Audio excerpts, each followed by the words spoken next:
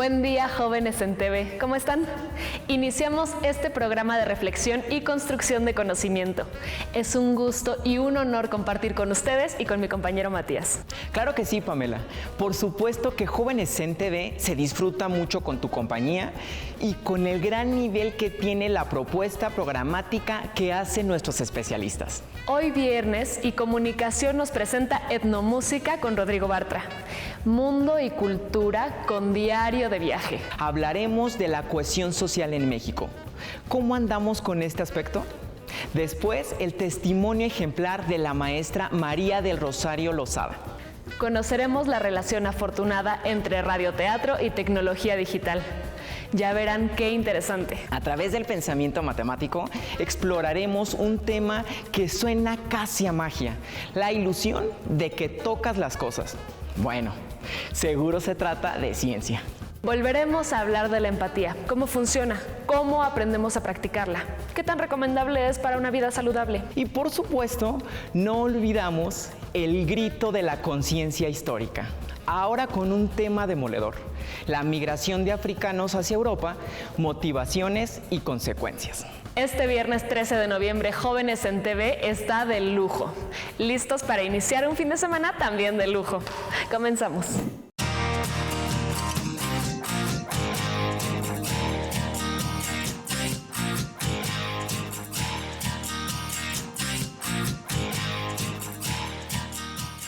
Pamela, ya es viernes. Ha sido una semana maravillosa. Qué lástima que nos tenemos que despedir de este emblemático lugar, pero nos vamos muy contentos.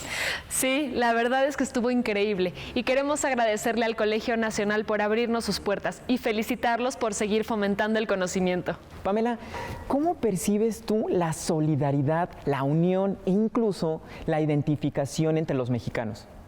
¿Crees que tengamos una conciencia colectiva, común, metas, objetivos que nos hermanen y nos hagan trabajar en colectivo? Yo creo que en muchos momentos sí. Hemos sido muy solidarios cuando suceden tragedias naturales, terremotos, huracanes, al parecer también cuando juega el equipo nacional. Pero, no sé, tal vez nos hace falta un poco de cohesión social. ¿Cohesión social? Me suena a cuán unidos estamos unos, cuán integrados, qué tan fraternos somos con los demás y si queremos convivir con los demás y cuán dispuestos estamos a trabajar juntas y juntos por conseguir objetivos y proyectos colectivos. Sí, suena muy bien, pero vaya que parece complicado conseguirlo. Primero, hay que conocer los orígenes del concepto cohesión social, sus características y menciones. Me parece perfecto. Vamos con nuestro especialista, quien nos podrá ayudar a entender. Es un gusto estar con el historiador y escritor Federico Navarrete, autor del libro Alfabeto del Racismo Mexicano, con quien platicaremos sobre el término de cohesión social. Federico, bienvenido. Muchas gracias por estar con nosotros. Es un gusto estar aquí. Buenas tardes. Muchas gracias. Buenas tardes. Federico, ¿qué es la cohesión social y qué autores fueron los primeros en abordar este concepto? Bueno, pues el concepto de cohesión social surgió dentro de la sociología cuando surgió en el surgimiento de esta disciplina, que la sociología como ciencia que estudiaba las organizaciones de la sociedad surge a finales del siglo XIX y sobre todo fue Émile Durkheim, que es uno de los principales sociólogos, en este caso él era francés, quien concibió a la sociedad como un organismo que era equivalente a los organismos biológicos y que como un organismo, pues así como los organismos biológicos se autorregulan, tienen un metabolismo, mantienen un cierto equilibrio en su funcionamiento, Durkheim sostenía que la sociedad debía funcionar de una manera parecida y que por lo tanto debía mantener un cierto grado de cohesión o de solidaridad. Él hablaba básicamente que las sociedades más primitivas se unían porque todo el mundo necesitaba sobrevivir y básicamente porque todo el mundo contribuía a la supervivencia de los demás, que es lo que él llamaba una solidaridad mecánica, porque era muy simple, y que en cambio las sociedades más complejas se basaban en la división del trabajo, en que había personas que se encargaban, por ejemplo, de gobernar, otras personas que se encargaban de la guerra, otras personas que se encargaban de la religión, de la relación con los dioses, y todas juntas creaban una sociedad y la solidaridad dentro de esa sociedad era una solidaridad orgánica. es decir, una solidaridad que es como entre los organismos. En los organismos, pues nuestros diferentes órganos, nuestro corazón, nuestro cerebro, nuestro hígado, realizan todos, cada uno, funciones diferentes y esas funciones nos permiten mantener vivos. Entonces, Durkheim lo que decía es que en la sociedad había como diferentes órganos que realizaban estas funciones justamente para mantener en vida a la sociedad. Sin embargo, no todos los sociólogos están de acuerdo con eso.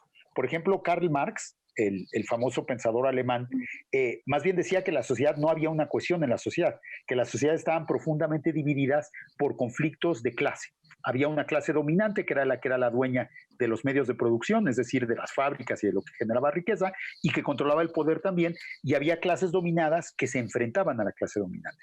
Entonces, en vez de que hubiera cohesión social, como decía Durkheim, Karl Marx hablaba más bien de lucha de clases, de que sería como lo contrario a la cohesión social en este sentido. Ok, ahora se define de la misma manera en cualquier parte del mundo y justo por este que mencionabas, que uno opinaba totalmente diferente de lo que se podía decir que de manera general entendemos por cohesión social. Yo creo que definitivamente no se puede hablar de una cohesión social así como generalizada porque las diferentes sociedades tienen características distintas. Creo que, por ejemplo, en el caso de México, y en el caso de las sociedades americanas, es decir, las sociedades de nuestro continente, incluida Canadá, Estados Unidos y también los diversos países latinoamericanos, es difícil hablar propiamente de cohesión social a lo largo de nuestra historia, porque pues desde hace 500 años que nuestras sociedades fueron conquistadas por los europeos y que también recibieron a millones de personas que venían en calidad de esclavos desde África, los esclavizados y las esclavizadas de origen africanas, pues han sido sociedades profundamente divididas. O sea, durante el periodo colonial había castas y entonces, por ejemplo, los españoles y las personas de origen español ocupaban la posición de mayor privilegio en la sociedad, los indígenas y los africanos ocupaban posiciones subordinadas, los indígenas debían pagar tributo para los españoles, debían trabajar para ellos y los africanas y los africanos estaban fundamentalmente esclavizados. Bueno, pues es difícil en una sociedad colonial dividida de esa manera que exista la cohesión social, ¿no? Porque cada grupo pues está separado del otro e inclusive las relaciones entre los diferentes grupos, en vez de que sean de colaboración, muchas veces son de violencia. Por ejemplo, a lo largo del periodo colonial y luego en el siglo XIX y XX, los grupos no indígenas han despojado en muchas ocasiones territorios, riquezas, propiedades de los indígenas. Entonces, pues en ese contexto, yo creo que en nuestra parte del mundo es más difícil hablar de una cohesión social debido a esta herencia colonial que tenemos. Exactamente. Claro. Oye, Federico, ¿y cómo se mide la cohesión social? Pues digamos que es difícil medir una calidad abstracta de la cohesión social, pero digamos que yo creo que podemos decir que cuando comparamos las sociedades mundiales actuales, pues las sociedades que parecen tener una vida social más pacífica, más organizada, donde hay menos violencia, serían las sociedades con una mayor cohesión, ¿no? Generalmente cuando hablamos de cohesión social nos referimos a un funcionamiento pacífico de la sociedad en que las cosas vayan bien sin que haya conflictos demasiado fuertes, ¿no? Y en ese sentido, pues quizá podríamos pensar en las sociedades escandinavas, por ejemplo, las sociedades de Sueca, Noruega o danesa, que son sociedades muy ricas, son sociedades bastante igualitarias, es decir, donde la riqueza está bastante bien repartida entre las personas y también son sociedades donde hay un Estado fuerte que interviene para compensar las desigualdades, que tiene sistemas de seguridad social muy amplios, seguros de desempleo, servicios médicos gratuitos.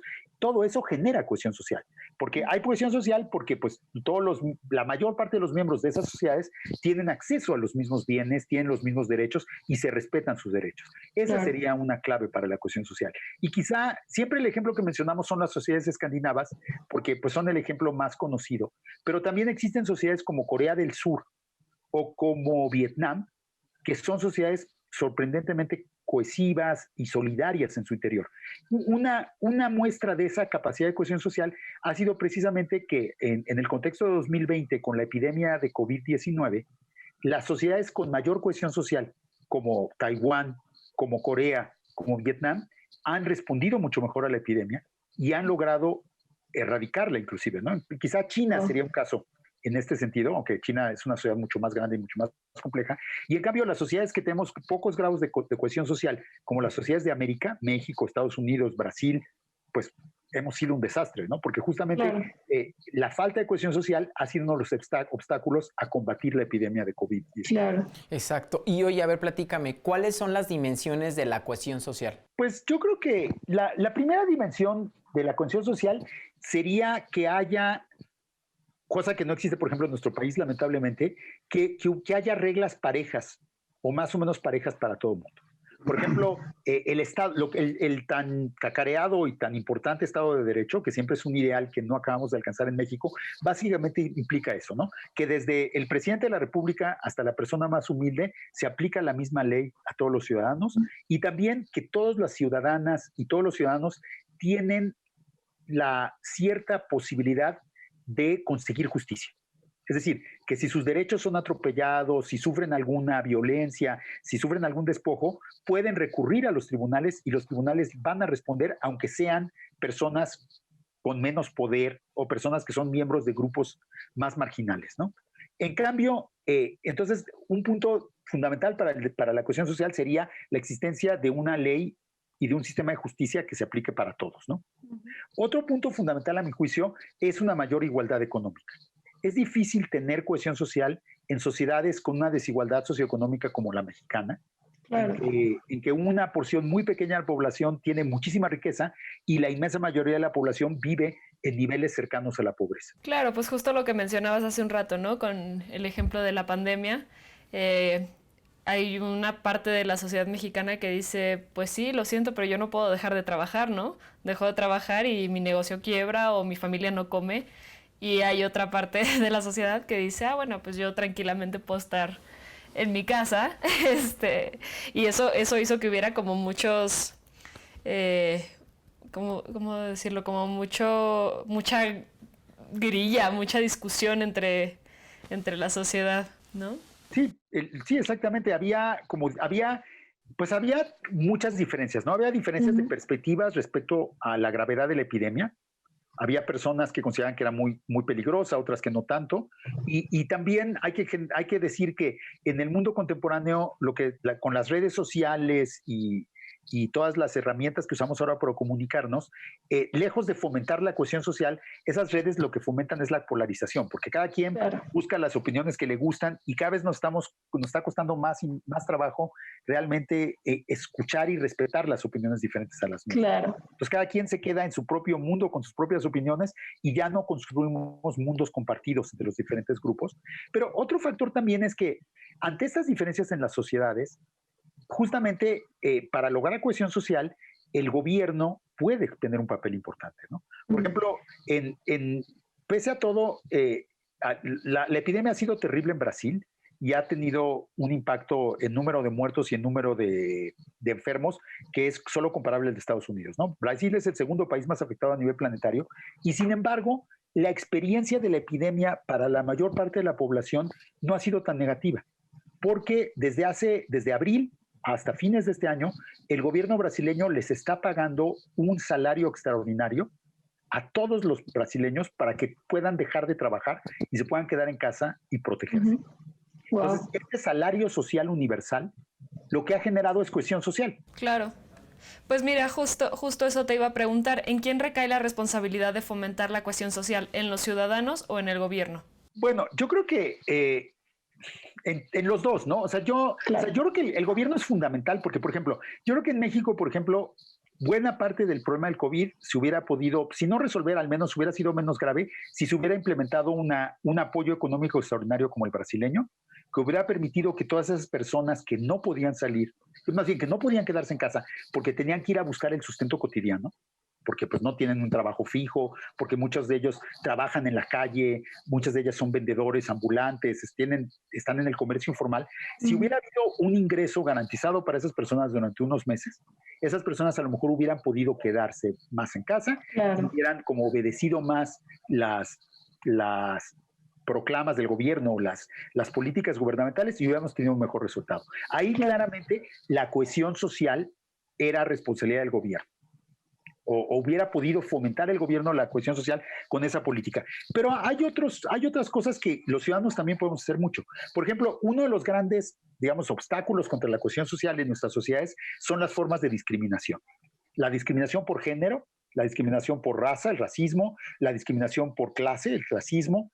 Todas esas formas de discriminación dividen a la sociedad y son formas de discriminación que perpetuamos nosotros, los ciudadanos y las ciudadanas, en nuestra práctica cotidiana.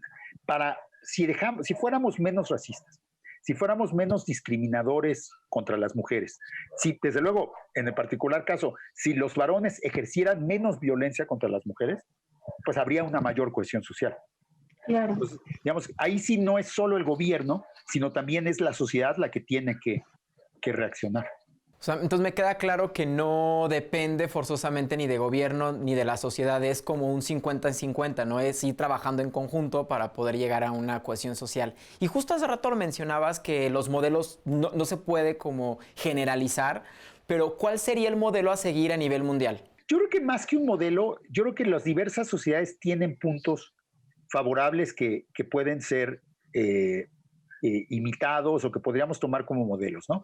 A mí se hace que, por ejemplo, las redes de seguridad social que existen en los países escandinavos y que garantizan que toda persona tenga acceso a la salud, a la educación y a un bienestar social básico, pues me parece que son un ejemplo a imitar en todos los países del mundo, ¿no? Obviamente, en países más pobres como el nuestro, pues no va a ser tan fácil como en Suecia, ¿no? Porque estamos hablando de mucho más población y con mucho más carencias.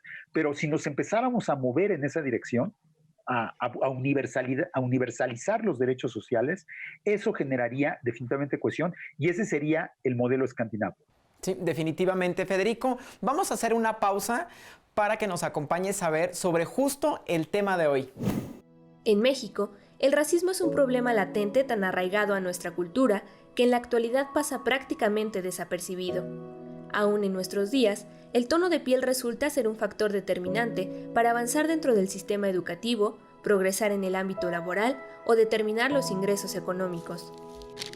En la última encuesta nacional sobre discriminación en México, 1 de cada 4 mexicanos mencionaron que han sido discriminados por su apariencia física al menos una vez en su vida, y un 40% considera que han sido rechazados al solicitar un empleo o servicio debido a su color de piel. Entonces el racismo se va quedando, ¿no? Entre clichés, entre lugares comunes, entre esta cosa de mejorar la raza, ¿no? Frasecitas aquí y allá, pero va a perdurar en la sociedad porque, por un lado, pues hay una representación, una imagen, diría yo, construida del indígena como un ente inferior, y por otro lado, ¿no? Pues hay una relación de poder. Aunque nuestro país se considera una nación multicultural, conformada por más de 60 pueblos indígenas, estas comunidades han enfrentado grandes desafíos a lo largo de los años, pero ninguno como el rechazo a partir de sus rasgos físicos y culturales. Y ni hablar de los afrodescendientes, que prácticamente han sido invisibilizados, ignorados y poco reconocidos en México. Y cada vez que hablaba con alguien, ¿no? Me decía, no, aquí en México no hay racismo. Racismo en Estados Unidos porque aquí no hay negros. Dos grandes mentiras. Una, si hay negros, son muchos, ¿no? Tenemos una población muy importante, además una herencia muy, muy grande en la historia, ¿no? Nuestra sociedad ha normalizado el racismo y el clasismo con frases cotidianas, pero no lo percibimos porque lo hemos vuelto parte de nuestro día a día. Sin embargo, expresiones como hay que mejorar la raza, trabajo como negro, no seas indio, naco o jodido, contribuyen a la permanencia de este problema. En la ciudad todavía se dice, ya no se dice indio, se dice naco, ¿no? O chacha, o no sé qué, o no, en fin, hay siempre términos a la moda que hacen y que muestran y dan a ver que el otro es distinto y el otro es menor, ¿no? Que ese es el asunto al final. El otro vale menos, el otro no tiene derechos, al otro se le puede pisar, se le puede pagar lo que sea, se le puede explotar, se le puede hacer trabajar durante una pandemia, ¿no? Ya lo vimos, o sea, no hay ningún problema. Y entonces sí, son vidas que valen menos.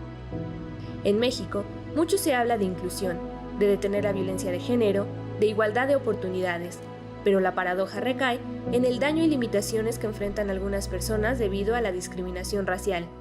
El problema no es nuevo, pero el debate apenas comienza. Romper con los estereotipos, reconocer y reflexionar nuestras acciones puede ser un primer paso en la lucha contra el racismo.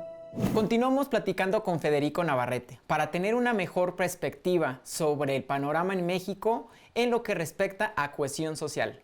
Gracias, Federico, por continuar con nosotros. ¿En qué beneficia tener una mayor cohesión social?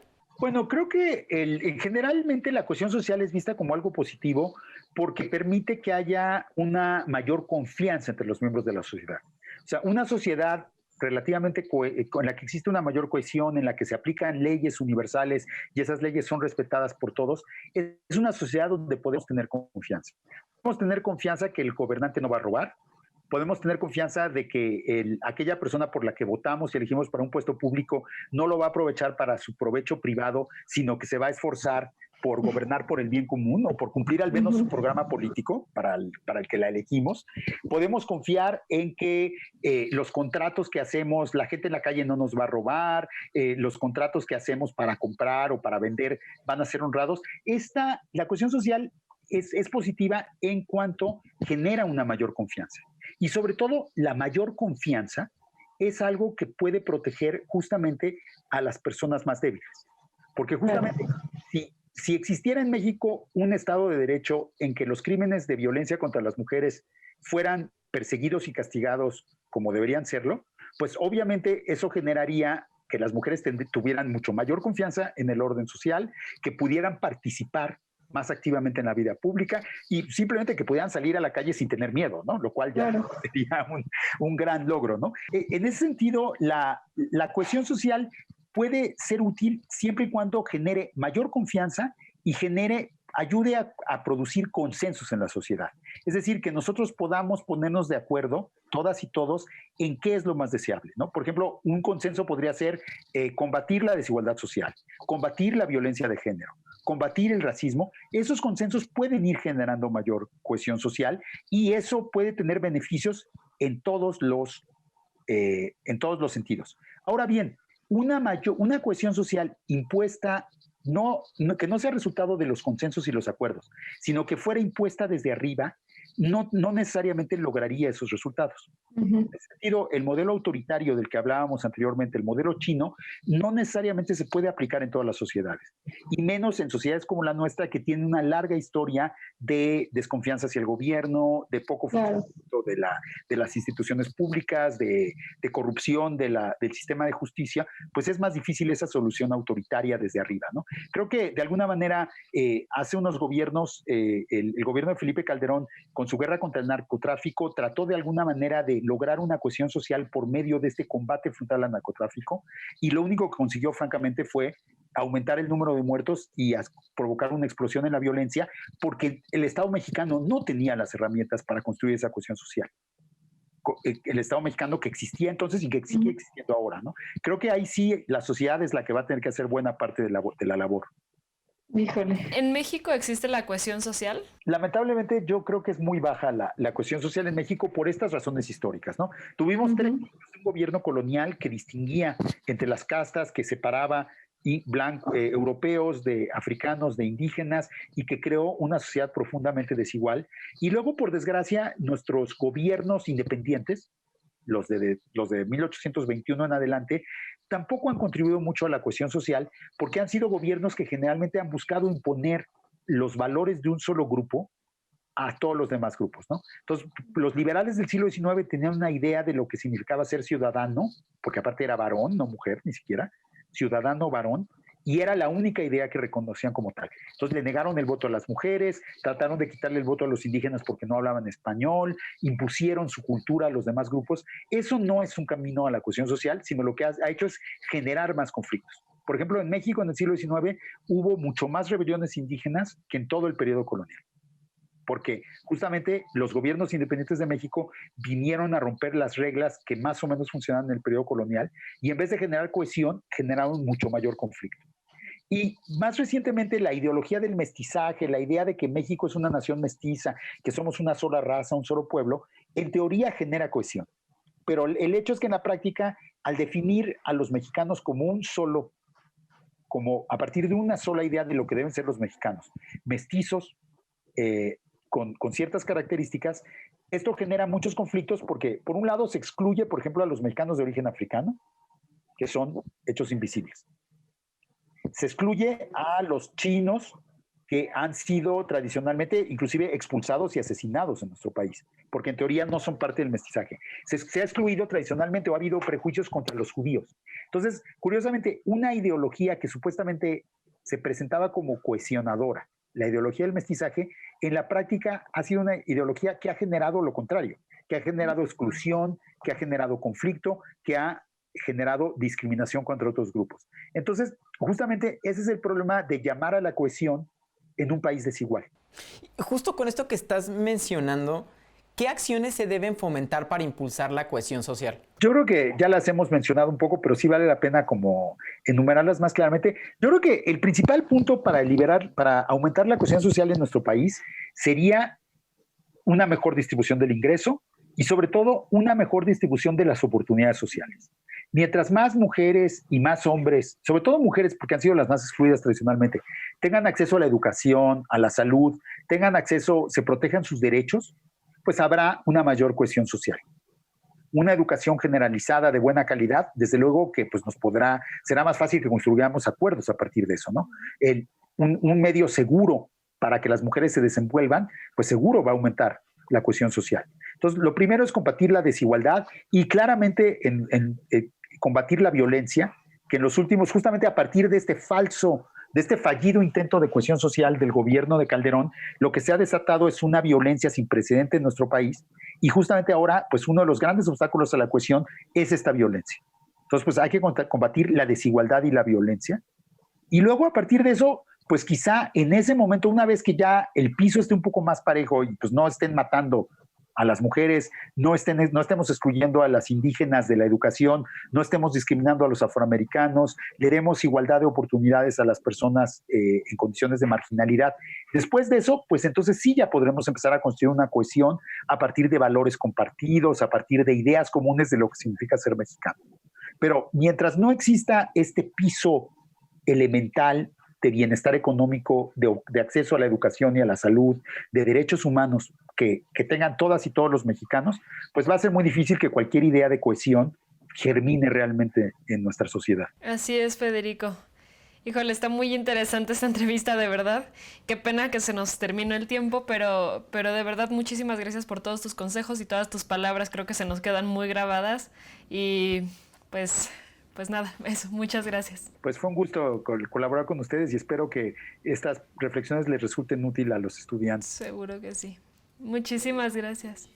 Hoy hemos aprendido que estar cuestionados es mucho más profundo que el apoyo y la ayuda que se pueda dar en casos de tragedia, que es importante, claro, pero la cohesión social abarca toda nuestra vida y actividad con el colectivo del que formamos parte. Sin duda, y para cerrar con la respuesta a nuestra pregunta, si existe cohesión social en México o no, hay que entender que existen diferentes estrategias y metodologías para su medición. En México se mide con base en los siguientes puntos: la distribución de los ingresos entre la población y la brecha en el nivel de ingresos. Además del grado de polarización y el índice de percepción que tiene la gente respecto a sus vínculos sociales. Además, existen otros indicadores que nos hablan de cómo estamos con respecto a la cohesión social: la legitimidad de las autoridades, la procuración e impartición de justicia, la desigualdad extrema, la exclusión social y el capital social. Creo que con toda esta información, cada quien podría formularse su propia respuesta.